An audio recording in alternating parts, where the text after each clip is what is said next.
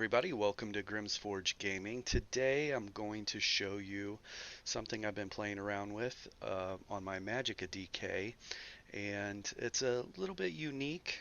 You will see some other people occasionally running this, but let's jump right into the build. We'll show you what we got, and then I want to jump into some footage of the build. So our first piece is Valken Scoria. This hits really hard in PvP, and with the amount of dots that a MagicDK runs, you definitely want to be running Scoria. We are a 5 light and 2 heavy, so here's our 2 heavy. Just like a lot of the builds, this is work in progress. We don't have all of the traits proper to impenetrable, but we'll keep working on that. But anyways, Valken Scoria hits very hard in PvP, and we're going to keep that on the build for sure.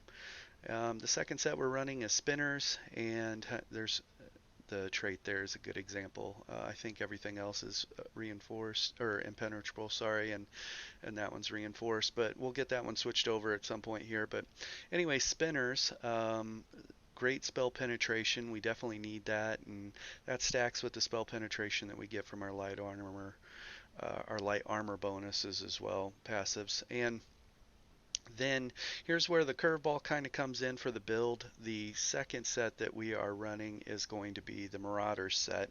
And I'm really liking this set because of the mobility. DKs are notoriously known to be slow. And my thought process on this build was I need something that's fast. I need something that can be bursty. And how do we put that together? So obviously spinners comes into play if we're going to try and do that. Scoria comes into play if we're going to try and do that.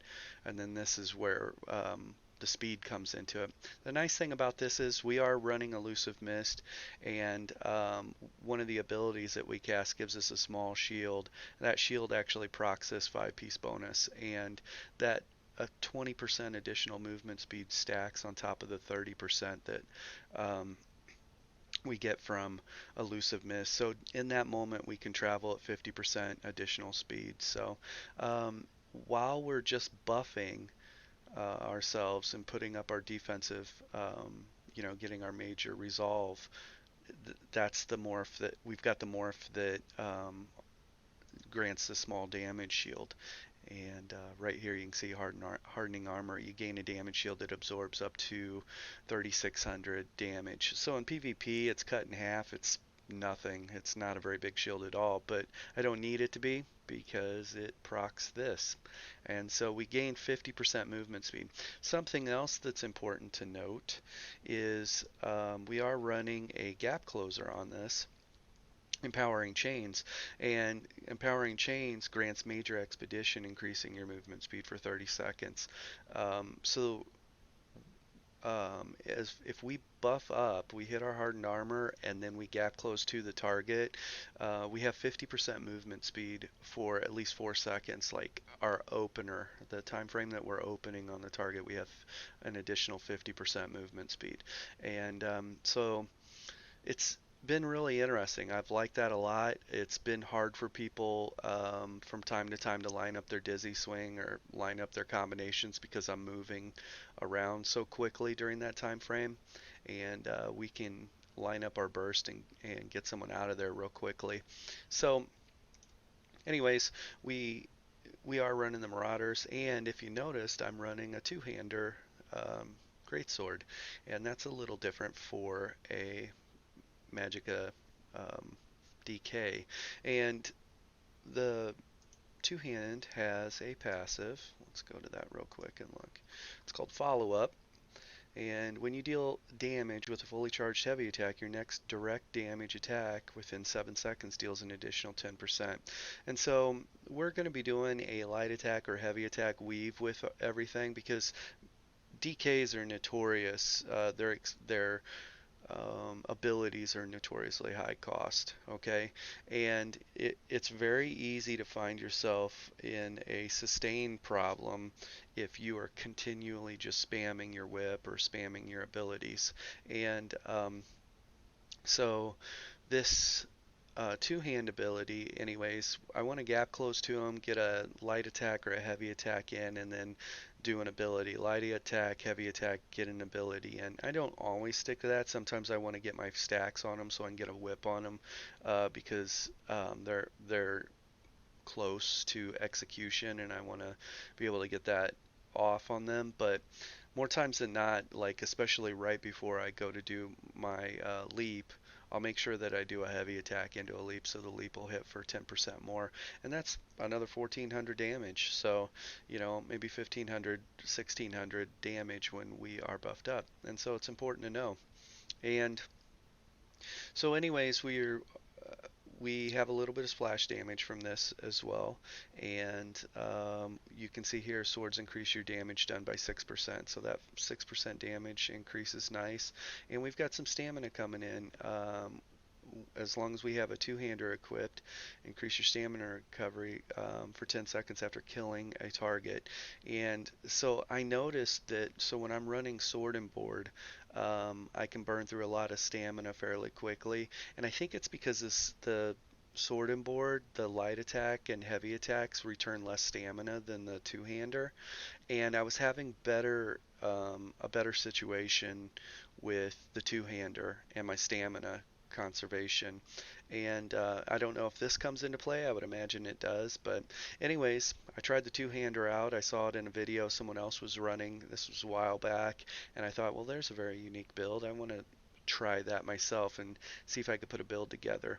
So this is definitely the fastest Magicka DK build that I've ever run, and it's because Marauders 20% movement speed stacks with Major Expedition movement speed, and so we can really open quickly on people. Um, as you can see, our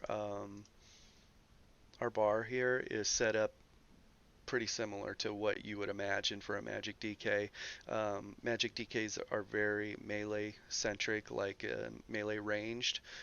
They have a lot of they can have a lot of magic abilities, but everything's geared towards being within melee range. So, anyways, we have a gap closer, and I just not too long ago started running with a gap closer and love it. It changed Magic DK for me. And our next ability is Engulfing Flames.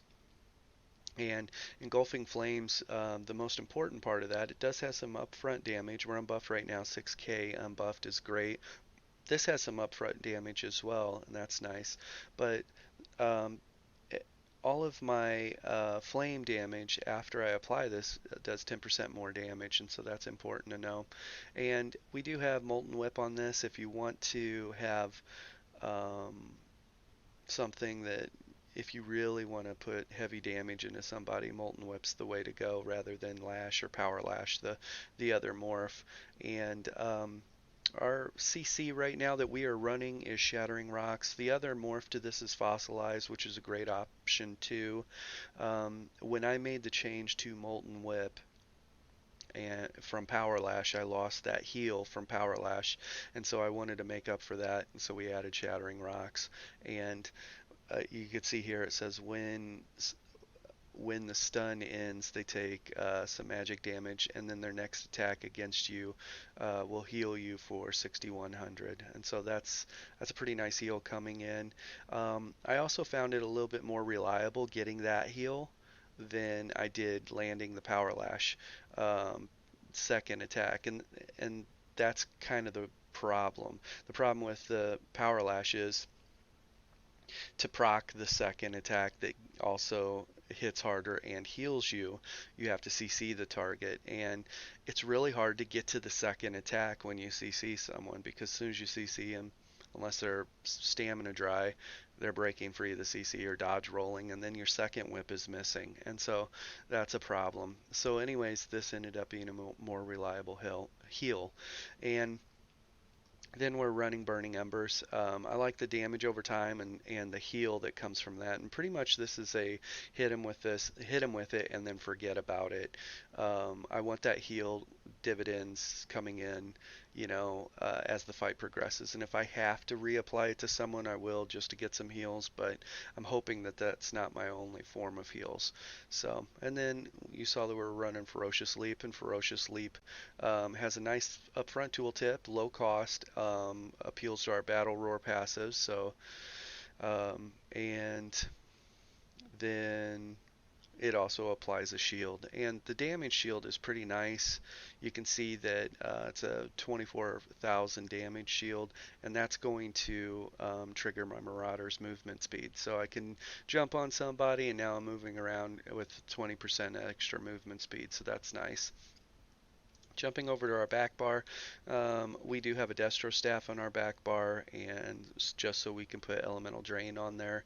And I was just running a BG, and I don't know a couple BGs. It was really hard to put some footage together without DCing or getting like crashing. And so anyways, I'm gonna piece together some stuff so you can see the build in action. It's pretty fun, and for being 5 light and 2 heavy, it's somewhat durable. Obviously it's not going to take an onslaught, and those 6 to 8k weapon damage stand builds that are out there, but who will take those right now? Who can stand up to those other than, some other beefy people? So anyways, for a light armor build, I think we did pretty well against those, and elusive mist is probably the reason for that. If we take a lot of pressure, we go into mist. We make sure that we hit hardened armor, and then we go into mist, so that way we get that 50% movement speed, and then we just outmaneuver them. So Elemental Drain for minor Magicka Steel and that major breach. Molten Armaments, so that way that's our major sorcery, and so we get 20% additional spell damage from that. And our heavy attacks do 50% more damage. That's good. Considering we're using a two-hander and we're a Magicka build, we need everything we can to make our light and heavy attacks amount to anything with a two-hander on a Magicka build. But Elusive Mist, and anyways, what I was saying about running the BGs, I don't know if it was a bug or what was going on, but coagulating blood was not working for me. It was not healing me, and so it was costing me Magicka, but I wasn't getting heals, and I kind of caught on to it. A lot of people use this as a they get at 30% health or to keep them out of execute range, and then they pop this for a good heal. It was doing nothing virtually, and so that was kind of disheartening. You could see the animation and the heart pumping and stuff like that, but there was no heals coming in from it. So I dropped that off my bar actually mid-game in the middle of a battleground, and we threw Cauterize on, and I was actually getting some heals from it. The problem with Cauterize is those heals could very easily go to another target and not me, and so that's kind of an issue. So I'll have to rethink this. We might actually drop the Destro staff off of our back bar and put a Resto staff, and then run rapid regen on here. We'll kind of play that by ear. Hardened armor, we need that little damage shield like we were saying, and then we're running Devouring Swarm for outnumbered situations. Although to be totally honest, there's times where I'm in an outnumbered situation. It's usually better for me to just hit Ferocious Leap and get a big burst up front damage and a damage shield and mobility, and see if I can clean up the mess after the leap. And so that's kind of this realization I've been coming to as I play the build more. Sometimes that's just the better go-to. I'd have to say though, if I was at half health and being overwhelmed, I still might go with Leap. So you would think that Devouring Swarm would be the go, but I would probably still go with Leap. So anyways, on this build, pick up all your class passives, and some of the two-hander passives. You don't really need this because we're not using any of those abilities, but the other two-hander passives, and then Destro or Resto, depending on which route you go. You'll need, for the light armor, all of the light armor passives, and from the heavy, you're only going to need the first 3. We are a vampire. Get all your passives there. Undeath is a very nice passive, and Dark Stalker is great. And finally, we are a Nord, and I feel like Nord is probably the best class right now to match the tankiness that's out there in PvP. And we're in a tank meta right now, I should say, and everybody has said. And anyways, MagicDK is definitely a way to go. Stalwart's really nice, extra stamina, and when you take damage, you generate 5 ultimate. That's great, and some max health and cold resistance. Something too, we didn't look at the stats, so let me buff up here real quick, and we'll just kind of look at those. Um, Tooltip wise, 5K, 6,400, and then another 10K after that. Our base whip is 8,100, and we can get this a lot higher. We'll jump on the training dummy here in a second and see where that's at. 4K up front, and then 13K after the fact, and a 15.5K leap is pretty nice. So, and then so the whip, you can see we're at 2,300 spell damage right there to the left of my health. Let's buff up again here real quick, and we will look at something.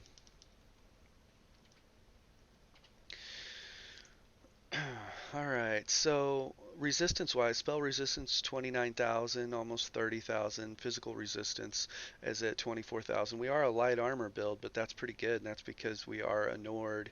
And spell damage 23,000 is pretty nice for a Magicka DK, and 1,600 on the Magicka recovery. We do need a lot of stamina because all of our abilities on our front bar are block cast capable, and we are holding block and executing those to try and get ahead in the fight. 23,000 is a really nice place to be on max health. You can add another 5, so we're at 28,000 in PvP, and that's a good space to be, especially in light armor. And our max Magicka is at 33,000, and I like where that's at. So we are running Magic Recovery, the Atronach, so we can get sustain there, and we're running max stat Bewitched Sugar Skulls. So let's jump over here real quick. Let's see. Alright, 1, 2, 3, and let's look at our whip here. Just under a 15k whip, so that's nice. Let's buff up again.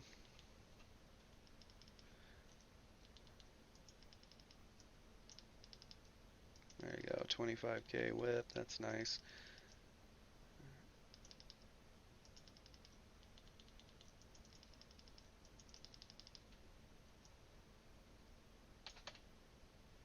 There you go. So 29k leap on a right after a heavy attack. This is an example of that movement speed too. That's pretty nice. And then when we go misform, we're really fast. And anyways, this build's been working out great. Let's check out the footage. Thanks.